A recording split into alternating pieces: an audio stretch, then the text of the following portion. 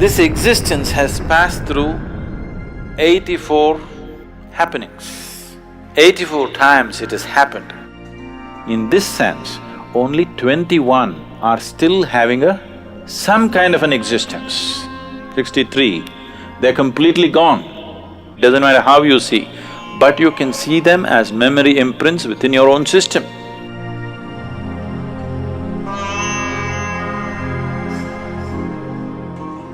"84 is a significant number today in our lives, whether we are aware of it or not. Why 84 is significant is, this existence has passed through 84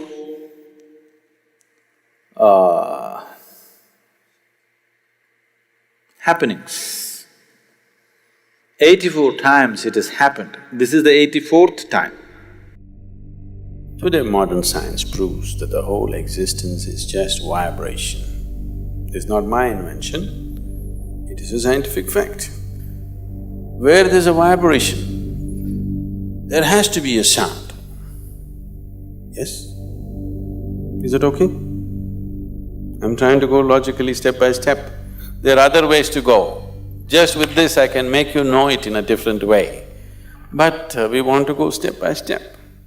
Where there's a vibration, there is bound to be a sound, is that so? So, you're not just a vibration, you are a sound, a noise, rather. Those who are making the sounds and those who are not, all of you are just one piece of sound. This is what modern science is telling you. And somewhere way back, somebody told you, first there was a word, and the word is God. You know, they told you a long time ago. A sound is a word, isn't it? A word is a sound, rather. Right now if I say yes, because you know English language, you are attaching a certain meaning to it. If you did not know English language, as far as you are concerned, I'm just making a sound, isn't it? Because you don't know their languages, you are thinking they're making some crazy noises? No, they're saying something.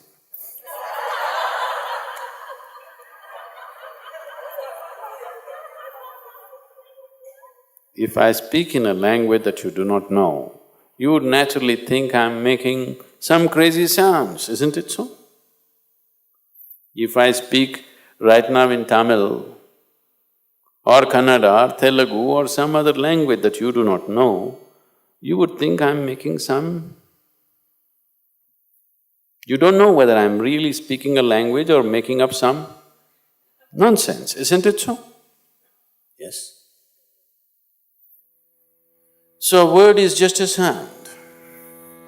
So they said that word is God. Because anybody who's looked at the existence closely can see that what you call as creation and what you call as the creator cannot be separated. If you separate it, creation will cease to exist. Unless it's constantly supported by the source of creation, not for a moment can this creation process go on. Because creation is not a done thing, it is an ongoing thing. Yes? Are you an ongoing thing or you're a done thing? I hope you're not a done thing. You're an ongoing process. Without the involvement of the source of creation, how would the creation be an ongoing process? It is constantly involved, it cannot be separated. So it is because of this, they said, first there was word. That means from total unmanifest existence, when it began to manifest, the first thing that happened was sound. Even the scientists agree it was a big bang. A bang means a sound, right? In India, it's very beautifully expressed. The first and only one god who existed in that part of the world was Rudra. Rudra literally means one who roars, a roarer. So why they called him Rudra is, that is the beginning of creation, because it's a roar. The scientists call it a bang. Now, the scientists are withdrawing that bang theory, that one big bang theory, and they're saying there were a series of bangs.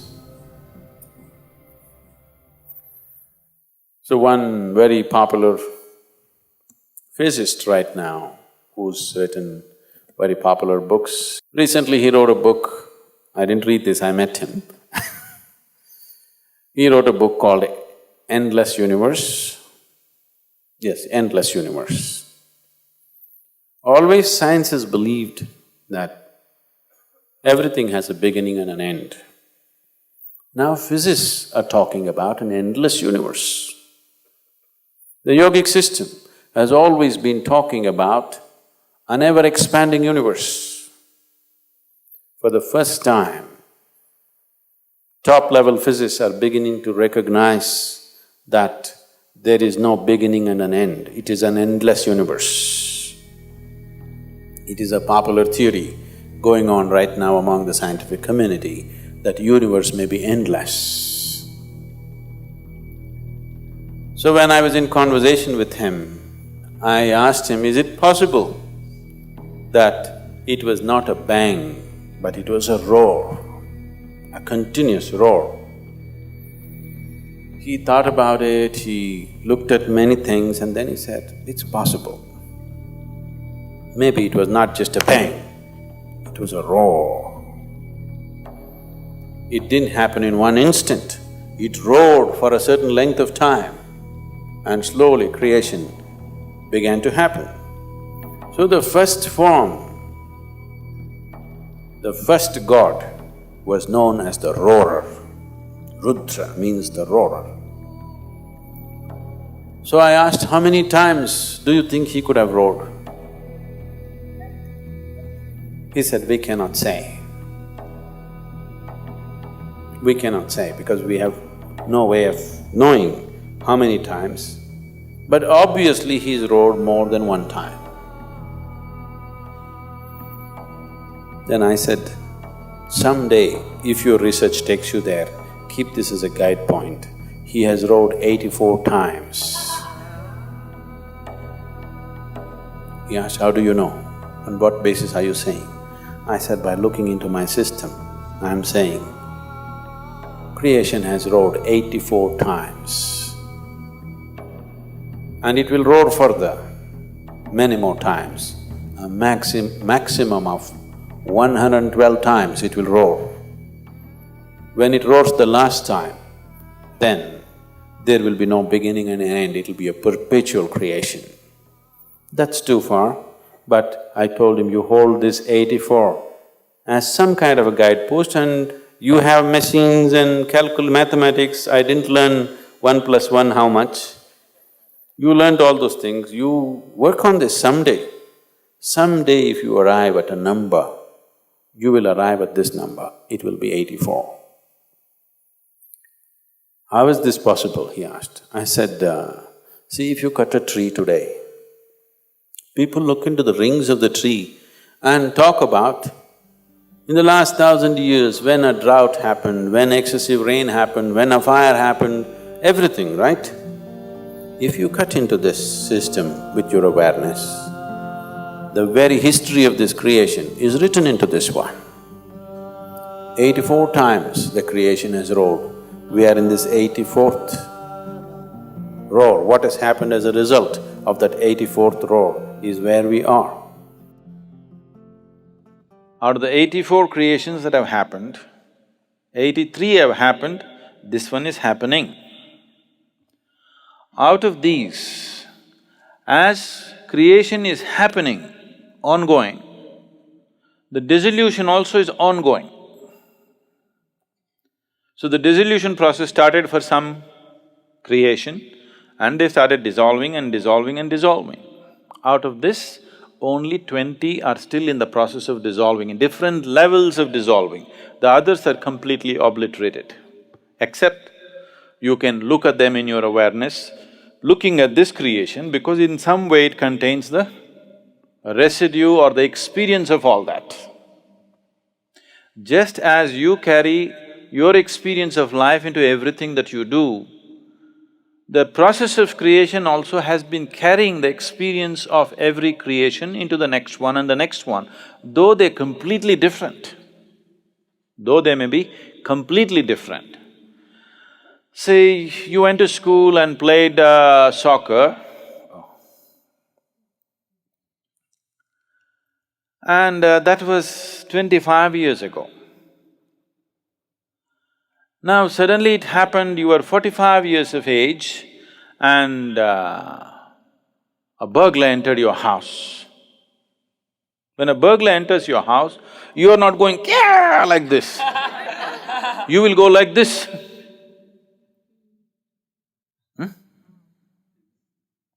Because your soccer game, suddenly something that you have completely forgotten, somewhere it is there in your system, it pops up. You kick the burglar like a soccer ball, not like a karate kick or a kalaripaitu kick or something else. So the experience, you might have played soccer just for a month, maybe 3 months, but that experience, somewhere the residue of that experience is still ingrained in you and it finds expression somewhere else in a completely unrelated space. This is the way you're growing all the time. This is what we're calling as karma. So this is the individual karma, what we're talking about. But there is a universal karma, there is a karma of the creation itself. Because creation itself is a karma, isn't it? The act of creation, is it not an act? Act means karma, it is a karma. The residue of that karma is always moving into the next phase of creation and the next level of creation. Like this, totally 84 creations have happened or 83 have happened, 84th is on. In that, the older ones have managed to completely dissolve, they only exist in terms of experiential imprint in the next one, but they don't have a living status. But the 20 behind this are still having different levels of living status. Some are become very, very wispy, some are little stronger, some are little stronger, some are almost real, like this. They're almost like this, but they're in the process of dissolution. Their active process of creation is not happening, that's all dissolution means. See, right now what death means for you is, when you're a child, the number of new cells that you're producing, if let's say in a year you're producing 100 billion cells, when you become 35, it is dropped a little bit. When you become 45, it's dropped a little bit. When you become 55, it's dropped further. When you become 75, it's dropped further. A time comes when what you're producing and what is dying is more than what you're able to replace. So this is how old age is happening. Exactly the same process is happening with the creation. The dissolution is always happening. Even here, dissolution is always happening, but new creation is happening, so it's vibrantly on. That new creation dwindled and stopped. So over a phase of time, over a period of time, this just went down. Only dissolution started happening and then after some time, only memory imprints are left. No living imprint is there. So in this sense, only 21 are still having some kind of an existence. The other remaining, 63, is it? 63, they're completely gone. You cannot see them anywhere, it doesn't matter how you see. but you can see them as memory imprints within your own system, because that imprint and that experience is still here. This one is the real thing. Everything else, in receding order, they're active. In this, there are two. In the current one, there are two. One is the physicality, which carries the memory of everything.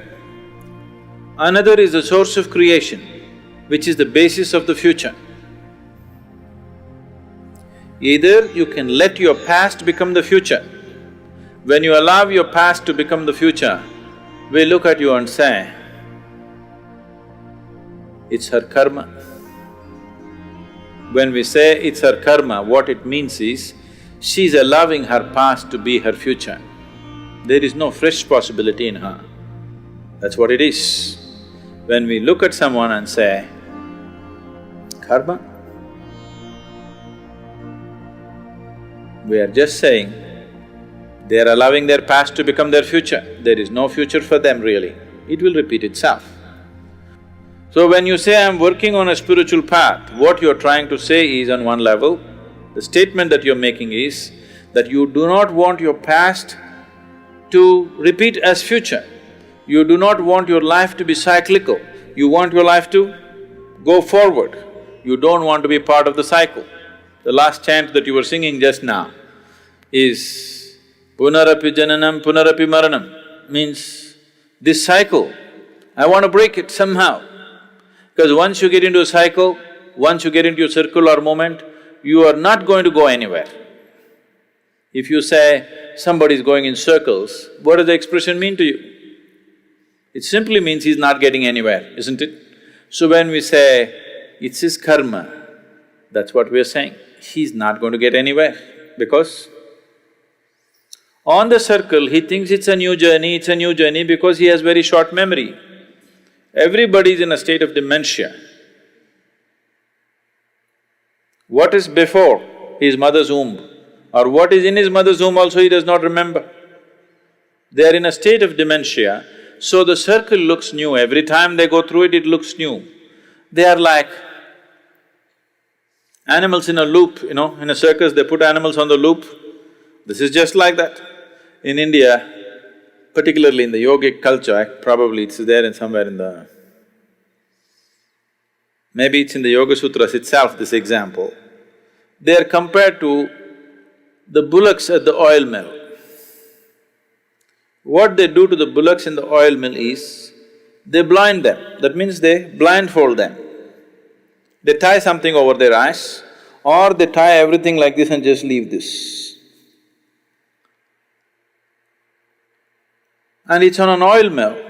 As far as the bullock is concerned, it thinks it's going somewhere. It's like you go on a treadmill, it feels like you're going somewhere, but you're not going anywhere. That is karma. So, this dimension that you're looking at right now is in two levels. One has happened, another is happening. So the 83 of them have happened. If you want to talk in numbers, the 83rd one is happened but still happening. In a residual way, it is still happening. Your birth has happened. Is it happened? Your birth happened, but still happening, isn't it? Your death also has happened, but still happening. You know what I'm saying? Your death is a foregone conclusion, isn't it? It's already happened. The moment you were born, your death happened. First step towards your death happened, but still happening.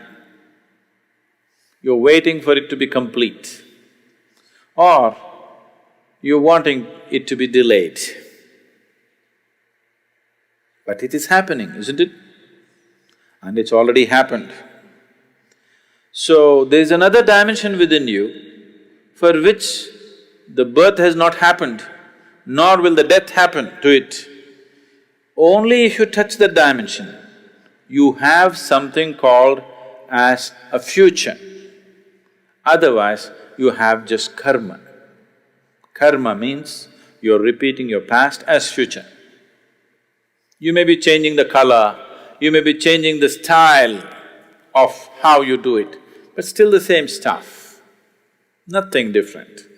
Same stuff, what the caveman was doing, you're still doing the same stuff. Style and capability might have changed, but it's the same stuff, isn't it so? This is like anchor. This is an anchor. You've thrown an anchor and you're trying to move your boat. At the most, it can only go in circles, isn't it? So we are trying to pull in the anchor or cut the rope which holds us to the anchor so that next time we power, it will go away. So the whole spiritual sadhana is based on this, that you want to become free. Free does not mean you have to forget, but you have to become free from the memory which rules you. And the memory is not just in your mind, every cell in your body carries memory. This much is very clear to us through genetic science and other things. You are carrying the memory of your forefathers and you're still behaving like them, you're still having a nose like them, look at this. Unless you had a nose job done recently. Yes? There are many symbols or there are many aspects in the body which clearly say that the memory of these 84 creations are still there in your body. It is there in every atom in the existence. So what you're trying to cleanse is, you want to cleanse it from the memory because this memory binds you. This memory gives you a sense of belonging, at the same time this memory binds you, it doesn't let you go. So when you do sadhana, you're trying to cut everything because without cutting that, without cutting your anchor, you're not going to move ahead. So why this memory is holding me back? It is that memory which has given integrity and stability to your body and the structure of who you are right now. Without that, without this memory, this body couldn't be created. Without the memory of a single-celled animal being within you, without all that information being carried through the evolutionary process and you sitting here, without that memory, this body cannot be structured and held together. So memory is not your enemy, it is just that you don't know how to hold it. You are into it, that's a problem. You are into it, now you want to get out of it, you want to make use of the memory, but you don't want to be used by your memory.